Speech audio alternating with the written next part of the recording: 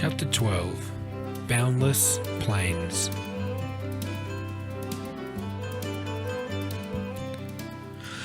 Sam was going to his dad's for the first week of the Easter holidays. They spoke on the phone most nights, but you could tell from the way Sam was constantly going on about it that he was keen to spend time with his dad. And I was pretty happy that he wouldn't be around for a bit. On the last day of term before Easter break, Annika drove Sam and me to school because she had a doctor's appointment after. Her belly was so much bigger than it had been in January, and now her driver's seat was pushed back to make room for her bump, and her arms stretched out more to meet the steering wheel. It had been raining so much that the gutters of our school overflowed and the water seemed to roar down like rapids outside the window. It was the start of April and warm outside, so the classroom became sticky from the damp and the heat. Or maybe that was just from the questions that we had burning inside us. After recess, Jed stuck his hand up. "What about the national anthem?" Mr. Curry could say a lot with his eyebrow arch. This time the eyebrow seemed to say, "Go on, continue." "It's like we have to sing it every week in assembly, but does it even mean anything?" "What lines are you thinking of specifically?" Mr. Curry asked the question like he had already known the answer.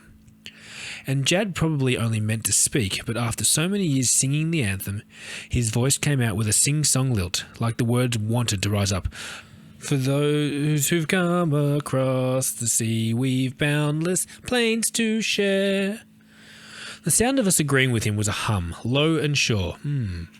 "You're right," Mr. Curry said. "Those words are in our national anthem." "Are we just supposed to sing them, but not believe in them?" a Year 5 girl asked. Mr. Curry leant forward in his chair at the front of the room, put his hands on his knees and looked at us.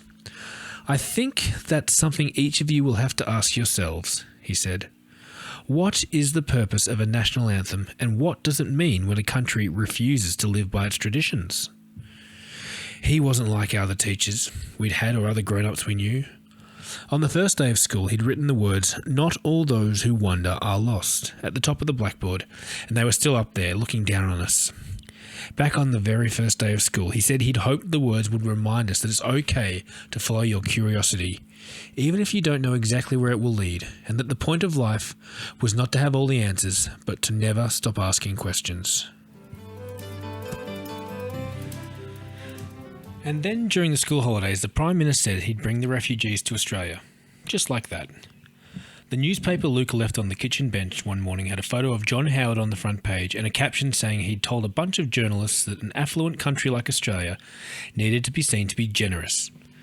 And I wondered if that was the same as "we've boundless plains to share."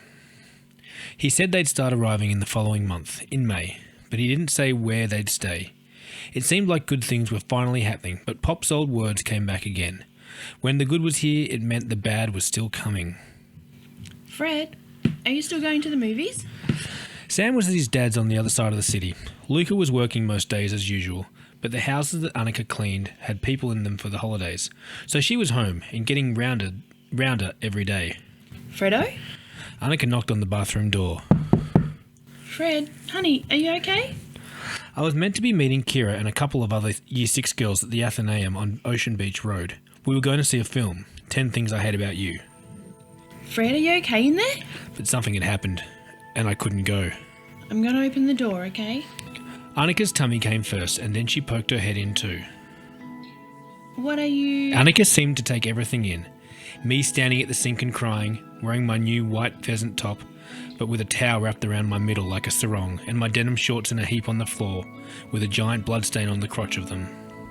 "Hold on a second, babe." When Annika came back in, she closed the door gently behind her and took a seat on the closed toilet lid. She was holding a square bit of plastic.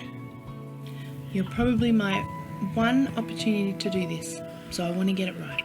Annika said, and I looked over to see her eyes were shiny and she was smiling. I didn't know what she meant until she rubbed a hand over her stomach. She meant that Sam and Drumlin were boys, so she wouldn't get to do this kind of stuff with them. "They're lucky," I huffed. "Yeah, it can be a pretty lousy deal." Annika turned to the roll of toilet paper and ripped me some squares, handed them to me so I could wipe my eyes. "Do you have any pain?" she asked. I shrugged and said, "A little." "Is it so bad that you want to lie down?" I shook my head. She took a deep breath. "I'm very honoured that I get to talk you through this, Fred.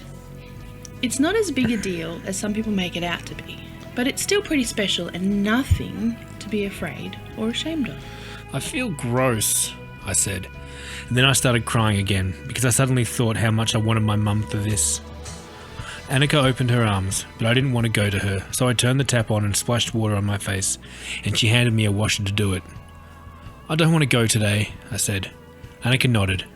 That's okay. You don't have to, but She sighed again. I don't want you to feel like you have to hide away or you have anything to be embarrassed about. And I don't want you to get it in your head that you can't do anything on the days you have your period. I felt my face blush furiously when she said that. And hey, I've seen ads for that movie you're going to see. Personally, I wouldn't want to miss seeing that actor smile on the big screen for anything. She reached up and brushed my fringe out of my eyes. Everything's going to start changing a little faster now, Fred. But you're still you. Don't miss out on doing the things you really want to do, okay? And it didn't sound so bad when she put it like that.